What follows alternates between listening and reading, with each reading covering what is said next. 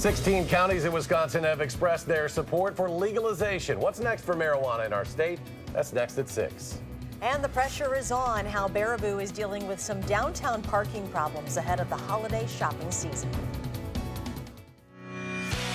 This is News 3 at 6.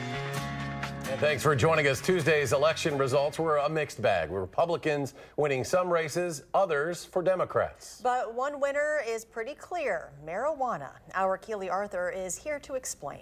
Well, we saw overwhelming support for marijuana referendums on November 6th, but they were advisory, meaning non-binding. So the question many have is, what happens next legally? It used to be a real estate store. We're super excited to bring a bunch of CBD products in here. Brian Simonson is just a month away from opening his dream business, the Hemp House in Deerfield, Wisconsin. We're going to have a bunch of different local brands. But his path here began with a real-life nightmare. I suffered a huge tragedy. I woke up and I found my 2-year-old son had passed away in his bed. That moment sent him into a downward spiral. For 4 or 5 years, it destroyed my life. I was extremely depressed, suicidal. He was prescribed medication to combat the PTSD he developed that night, eventually becoming hooked on heroin. I was doing it several times a day. No one in my family knew, none of my employees. And finally, I realized I can't go on the rest of my life like this. Finding the only thing that could lift him out of his depression and away from opioids was marijuana. Proudly say, standing here, that since July 4th, 2017, I've not taken one single pharmaceutical and I've not used any heroin. Cannabis has literally saved my life. For whatever personal reasons, voters Tuesday night showed overwhelming public support for marijuana use. People in 16 Wisconsin counties were asked their thoughts on medical or recreational legalization. All supported it in some form. So what's next? We caught up with Democratic State Senator John Erpenbach, who says he will be reintroducing legislation to legalize marijuana for medical purposes, something he believes could get bipartisan support. It's not a Democrat thing, it's not a Republican thing, it's something that a real true libertarian would support, and I think they do. But again, everybody knows somebody who has dealt with cancer, glaucoma, whatever it might be, and odds are they know somebody, whether it's a friend or a family member, who's used marijuana as part of their overall treatment to keep, food down during chemo treatments. And Governor-elect Tony Evers supports legalizing medical marijuana as well. Simonson hopes the referendums will help push that into reality. Wisconsinites are just looking for a safer alternative other than dangerous, addicting, and potentially deadly pharmaceuticals. Now we asked Wisconsin Senate Leader Scott Fitzgerald and GOP Assembly Speaker Robin Vos their thoughts on the matter. They didn't return our request for comment, and without their support, legalizing marijuana could not happen. Keely, thank you. Governor-elect Tony Evers says he is committed to working with both parties on issues like health care, education, and infrastructure. This comes after Wisconsin Republican lawmakers have privately discussed ways they could limit his power before he takes office. Evers narrowly defeated Republican Governor Scott Walker Tuesday. Yesterday, he said GOP leaders should, quote, stop any and all attempts to play politics and weaken the powers of the governor's office. Other party leaders echoed Evers' thoughts today. So the idea that we're going to go into session and take authority away from this governor is first of all embarrassing, and there's no excuse for it. But secondly, it's really desperation on behalf of the majority leader, Fitzgerald, and Speaker Vos. Republicans are returning with majorities in both the Senate and the Assembly, while Evers and Democrats will control all the constitutional offices, including Attorney General. GOP Assembly Speaker Robin Vos also touched on having a Democratic governor and a Republican-led legislature today. Just like Governor Walker, all of us are having to adapt to what's going to be a more challenging situation. I look at our record and I stand behind every single decision that we made. I am proud of where Wisconsin is. Vos also said he's been in contact with Governor Walker since the election. He said the two exchanged texts this week. He hopes the governor is getting some much-needed rest. Signs of today's snowfall are sticking around southern Wisconsin. We got around an inch here in Madison, but there were reports of 3 inches in some cities closer to the border. In Madison, our average first inch of snow is November 18th, so we were a little ahead of schedule this year. Well, our snow has been a wonderful addition at Tyrol Basin. The ski resort is making snow and plans to open tomorrow. Pricing and times will be announced later tonight on its Facebook page. The cold weather is keeping today's snow around here. Let's check in with Chief Meteorologist Gary Canalti. Hi, Gary.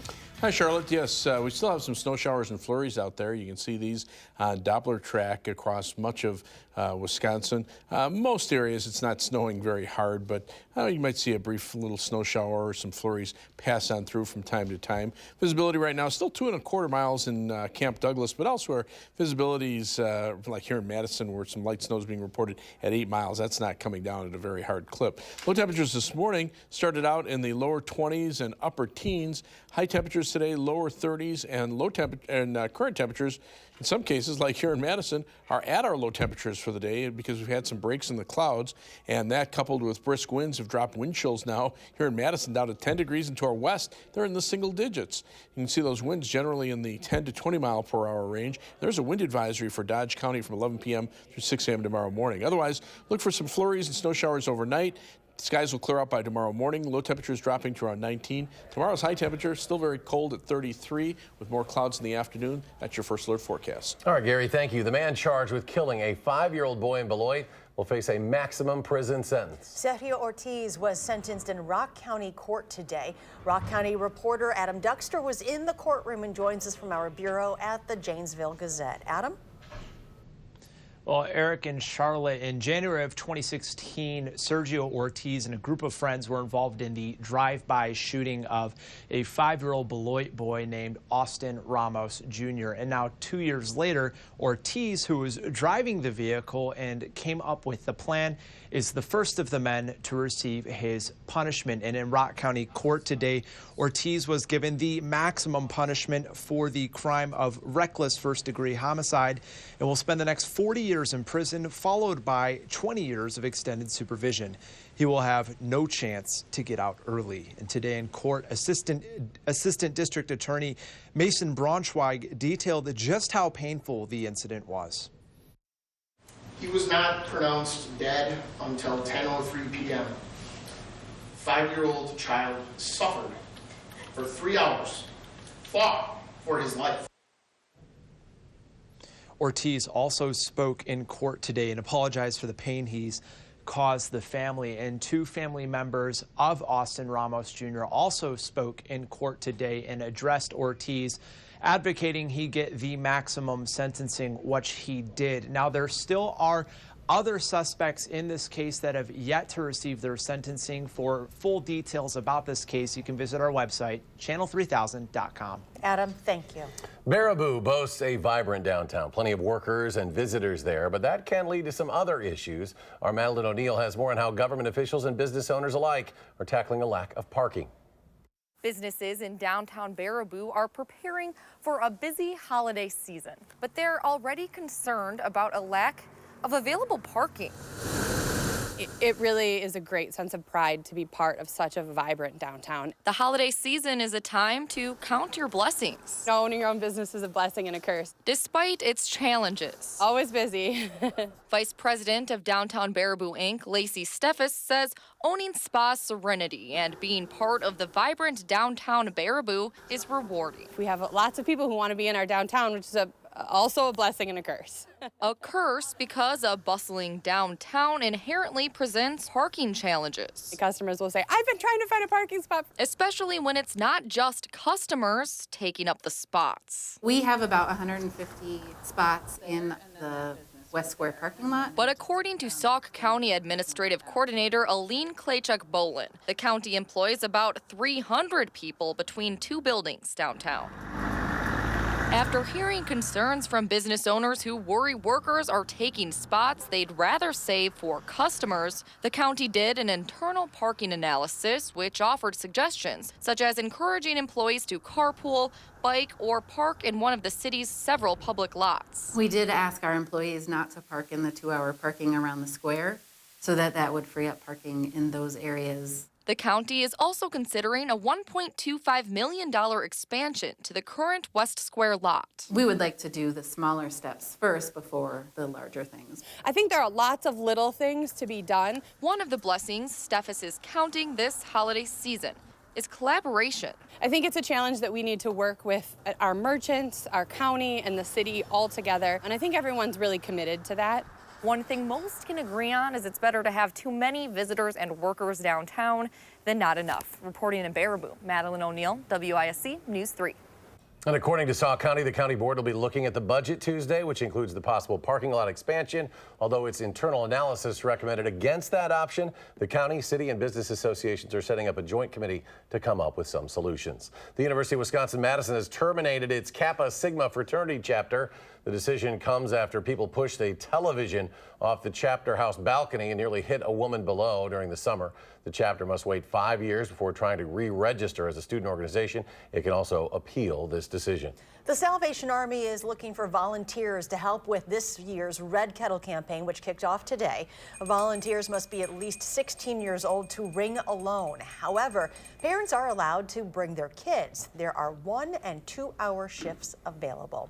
Exciting possibilities over at the Henry Vilas Zoo. And all good things must come to an end tomorrow. The final outdoor Dane County Farmers Market of the season. What you can expect from vendors this winter. That's next at 6.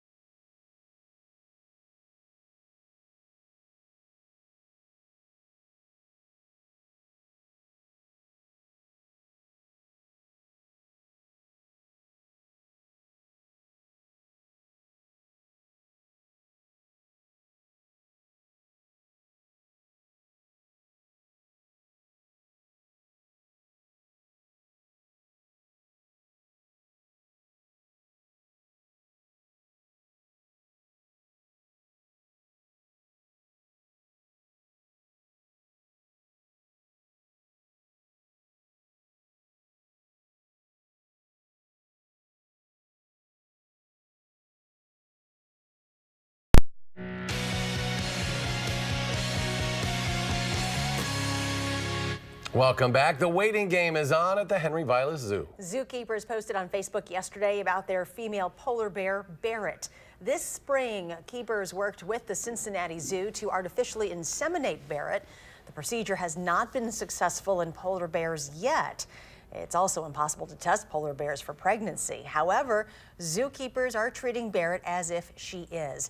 They say she has shown some signs that she may be ready to den up, including weight gain. Well, the Backstreet Boys are coming to Milwaukee next year. They will play at Fiserv Forum in September.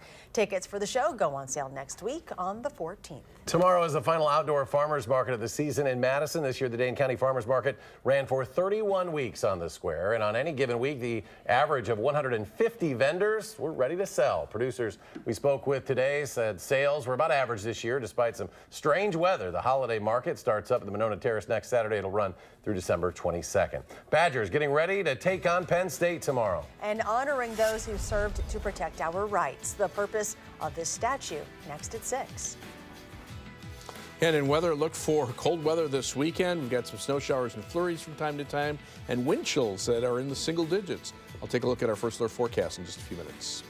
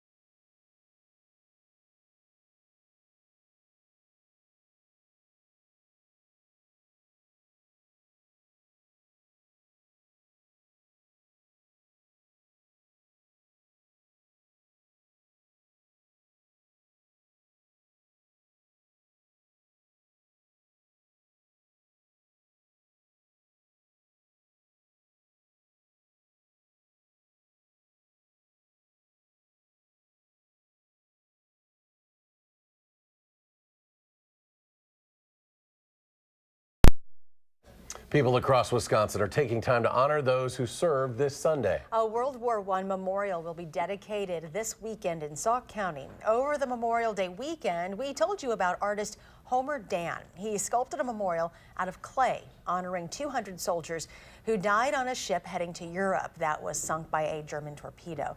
That clay sculpture was just bronzed at a foundry in Illinois and will be dedicated this weekend at Lower Oshner Park in Baraboo.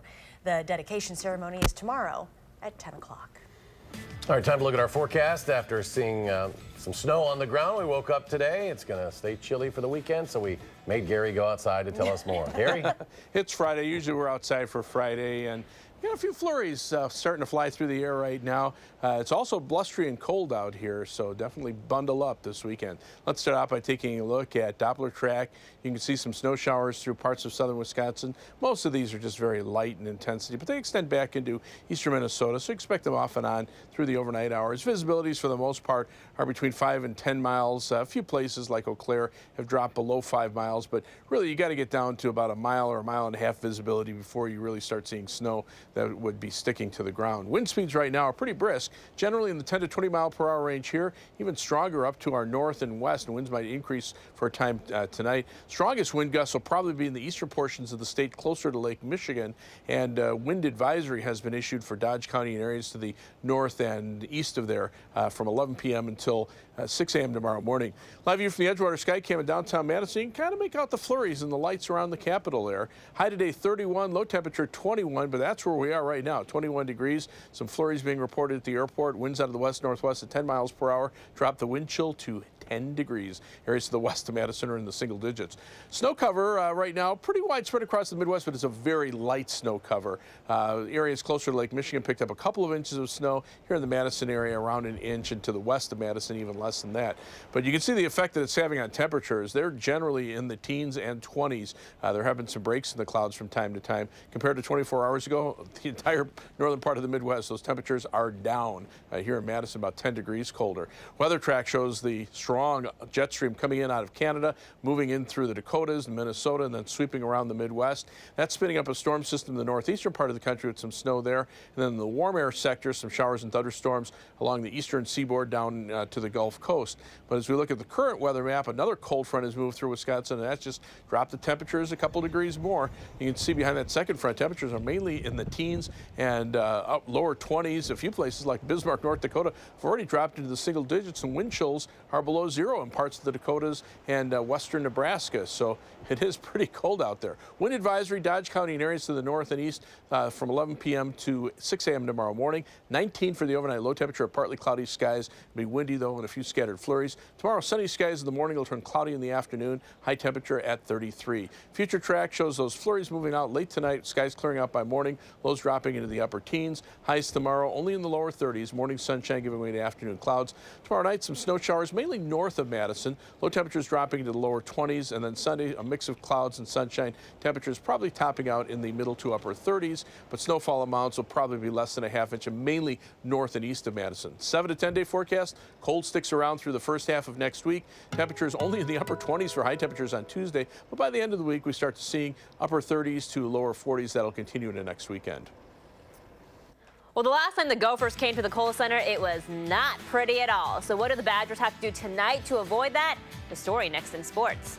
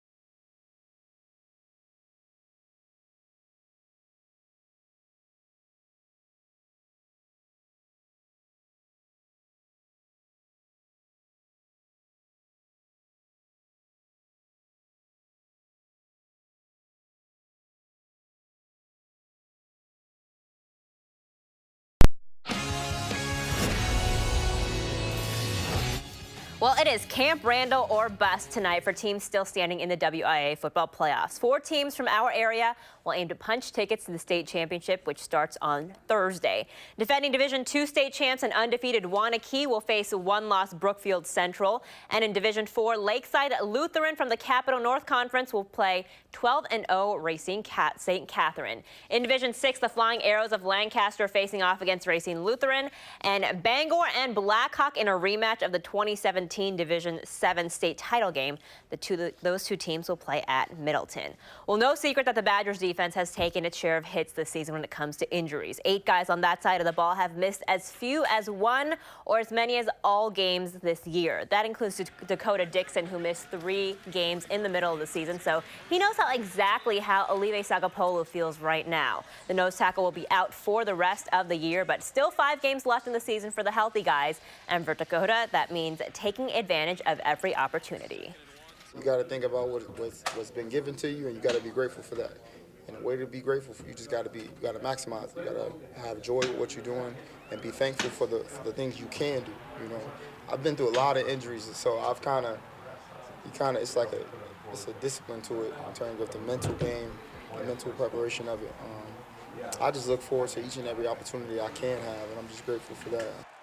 Meanwhile, on the ice, it's a big weekend for the men's hockey team. Border battle this weekend at the Kohl Center. Gophers ranked 16th nationally. The Badgers are 20th. This is the 287th meeting between the two teams. And the last time Minnesota was here, they swept Wisconsin. So tonight, head coach Tony Granato knows they have to get to a fast start. Offensively, they're going to try to open it up for sure. I think we're going to have to be really disciplined on how we play and not allow them to get it into a wide open end game. I think we're going to have to be ready for the start of the series to set the tone on how it's going to be played both nights. Quick injury update to start. Kevin King will be out for Sunday's game against the Dolphins, while Brian Balaga, Randall Cobb, and Blake Martinez all listed as questionable. By the way, like Coach Granato, also wanting to speed things up a bit, Aaron Rodgers. He was complimentary of Marquez Valdez-Scantling this week. The rookie wide receiver led the team in yardage last week, 3 catches for 101 yards against the Patriots. And Rodgers wants to see more of that, but at the hurry-up pace that we saw from New England last week. We got to have a little more urgency, I think, getting in and out of the huddle. And getting the line of scrimmage and calling plays on quicker cadences to start to get them to show what they're doing. And, at times with moving pieces and substitutions, we haven't maybe had the fast-paced tempo up to as fast as we'd like it to be. Finally tonight, Des Bryant's season might be over just as fast as it started. The NFL Network reporting that the wide receiver may have torn his ACL in the last play of today's practice, just 2 days after he signed with New Orleans. Bryant will undergo an MRI just to make sure, and he could be sidelined for about 8 months, which would put him on track to be ready for training camp of next year, guys. So definitely a big loss for them. All right. Thank you very much. And let's get to Gary. One final check. Chilly weather expected all the way through next week.